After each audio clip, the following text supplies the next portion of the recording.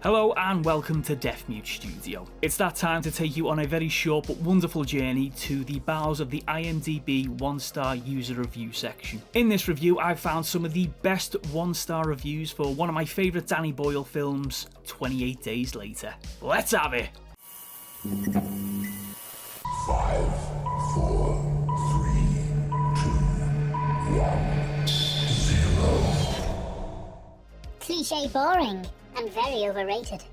I can't imagine how the hell people found this movie scary. There are people calling this one of the scariest movies out there. That's just funny to most of the people here. This movie lacks the good story and acting, and it was pretty boring and cliche from the start. If you're looking to waste your time, then give it a watch. Would have been better if this movie sucked big time. It was so retarded. It reminded me of Resident Evil, but worse. I loved Resident Evil. For those that have seen it, or for those who haven't, I am not giving anything away, cause you see it in the beginning. But the whole deal with the monkeys and how they are full with rage was a bit on the retarded side. The movie would have been a whole lot better if they had left the beginning portion out, leaving it sort of a mystery for some of the film. It's a big waste of money. Everyone that comes to the theatre to see it doesn't like it, and if they do, they are the people that dress like freaks. Nobody I work with liked it either. I am just saying, if they cut out the beginning, it would have been a whole lot better of a film.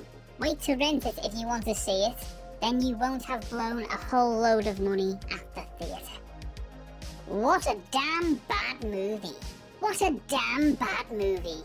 A British version of Resident Evil, I thought. But Resident Evil had way more tension and not that kind of ridiculous looking zombies and forced highlights. British movies are mostly not my thing anyway, though I thought Trainspotting was good, which is a movie of the same director of 28 Days Later. By the way, I noticed people mix up 28 Days Later with 28 Days.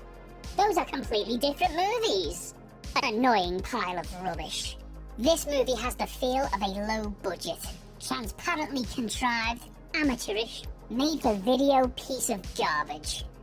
It comes off like some 1990s TV drama with its use of jerking camera technique that is so annoying and boring that it helps to ruin the film.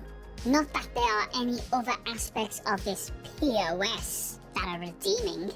I was fast forwarding soon into this stupid, tepid, ridiculous soap opera. This film is nothing but a badly made B movie that should not even have been featured on late night television. All those involved in hyping this dullard fare should be beaten about the face and hands for profiting from this abortion.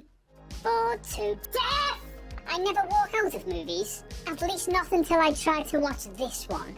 I went in with such high expectations. I had just seen the Dawn of the Dead remake and I loved it. When I saw the review in the newspaper about 28 Days, I was so excited. The review talked about how these zombies ran fast and how it was filled with action and violence. I had my popcorn and coke in hand and sat ready for action as the movie started. OMG. I felt like I was watching a lost episode of The Avengers. I sat through 50 minutes of this movie waiting to be entertained. Finally, I couldn't take it anymore, and I did something that I never do. I walked out.